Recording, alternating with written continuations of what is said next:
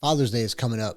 I myself, I'm a father of 4, but this year I was thinking, did I earn getting spoiled on Father's Day? Maybe. I love Father's Day. I get spoiled. I get all my favorite foods. I get to spend time with my family. I get to not have to lift a finger around the house, typically. I like to think of myself as a pretty good father, but it doesn't mean I can't improve. So it got me thinking about what makes a good father. First things first, a good father is present. Seems like a no-brainer, right? We hear it all the time. Just be there, just show up. It's really true. But it's more than just showing up for events or school functions or things like that. It's far more than that. I catch myself looking at my phone while the kids are playing, or the kids will be calling my name over and over again until my wife yells at me and says, "Hey, they're trying to get your attention." Like, oh crap, yeah. And then I think, oh, let me put this phone down and actually pay attention and be more present. And every time that happens, I feel a little bit shitty inside. I see the look on my kids' faces. They always have this look in their eye, just like they're begging for a little bit of attention. They're just so excited to tell me or show me whatever it is that they're doing. When I miss those moments, it definitely cuts pretty deep. I saw this great advice once. Just take 10 minutes and just watch them play, and take a mental note of every time they look up at you, and think to yourself that every time that they look up at you, that's that moment that they're looking for a little bit of confirmation. Oh, is dad watching? Did he see what I just did? Am I doing the right thing? Am I making him proud? I'm telling you, if you sit there for just a little while, you'll notice that they're looking for that bit of confirmation, that connection, several times a minute. So now imagine if you were to miss every one of those by staring at your phone. All of a sudden, you've missed 30, 40, 50 opportunities to make that little extra connection with your child. I'm so guilty of this. I'm trying my best to work on it. A good father is also selfless. He puts his kids above himself. A good father understands that he is a tool for their development. The little sacrifices that add up can be as simple as, for me, my youngest daughter will ask me all the time, "Can we go play outside?" And oftentimes, if I'm not really busy, but I'm doing some mundane thing, or maybe I'm on my phone again, or I'm working on a small project or something like that, it always seems in the moment like whatever I'm already working on is more important. Or maybe I'm just being lazy. Maybe I just don't feel like going outside. Why? Just make that little bit of a sacrifice. Think of all those moments that you're missing out on by just not going outside and playing. I think to myself all the time. I heard this great advice from a video. Whatever moment you're in with your kids, fast forward yourself to when you're 80 years old and you're looking back on this exact moment, and think to yourself, how would you feel about the decision that you're making right now? That hit hard, because I make awful decisions all of the time. I make excuses. Oh, not right now, maybe later. We all play that game, right? After your nap, or oh, we'll do that tomorrow, or whatever that excuse may be. You always find yourself pushing it just a little further down the line, right? So I'm working every day on getting a little bit better with that. Just getting up off my ass and just spending that little bit of extra time. I don't do it enough, and I wish I did.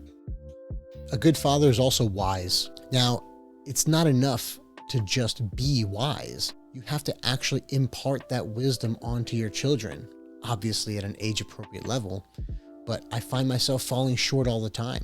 Part of it because of laziness. I just don't take the time to really explain myself thoroughly. Kids ask why all the time, always too much. But then we get jaded and we stop answering the simple questions. Just answer the why. To us, the question may be simple, but to them, they just don't know yet. That question that they're asking could be the equivalent of us asking ourselves what the meaning of life is. They just don't understand that depth yet. So to them, everything is deep. Everything has more meaning. They're just sponges for information. So share it with them. Explain it to them.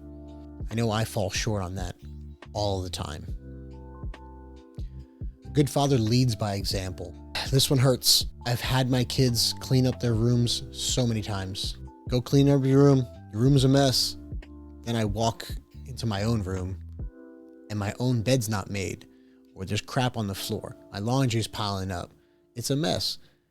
The kids see it, and that's just not a good leader.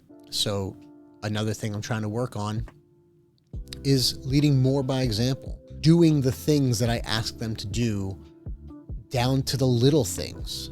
You know, I teach my kids good table manners all the time, but oftentimes I don't have good table manners. You know, keep your elbows off the table.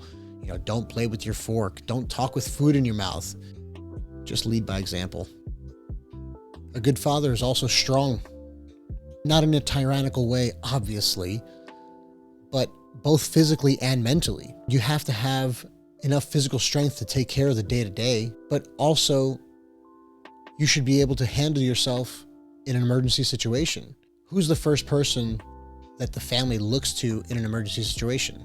Typically, that's the father. So be ready in case that time ever comes. I hope it never does, but you have to be ready. You know, it's like the old saying, better to have it, not need it, than need it, not have it. Well, it's better to have the strength and not need it than to need that strength and not have it. And then that mental strength too, that fortitude. You have to learn to be calm under pressure for that same exact type of situation. I fail all the time with that.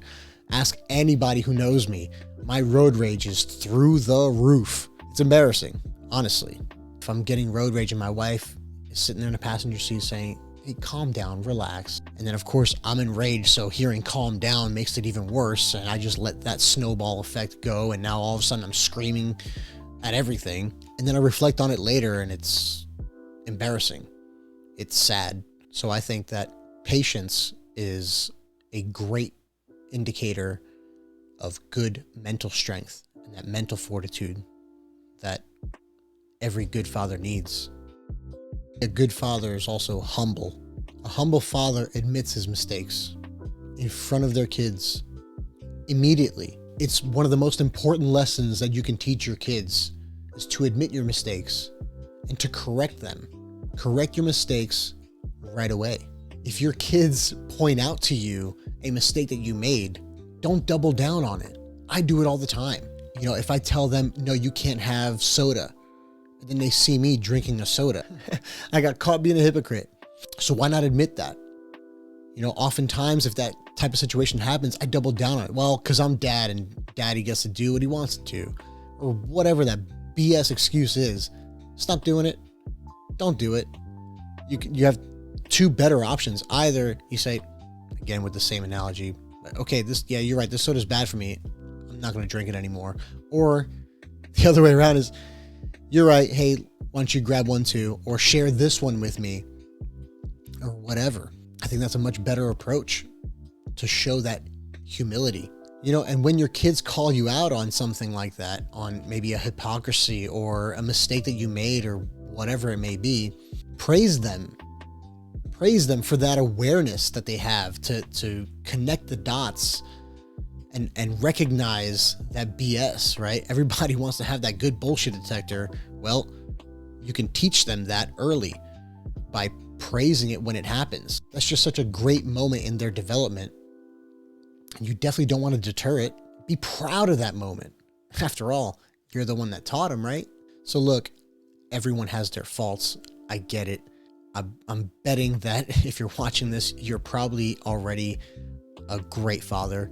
All I'm saying is there's always some room for improvement. Let's take a moment and just check in on all those things that we see as the markers of a good father, and think to yourself, am I meeting these expectations for myself?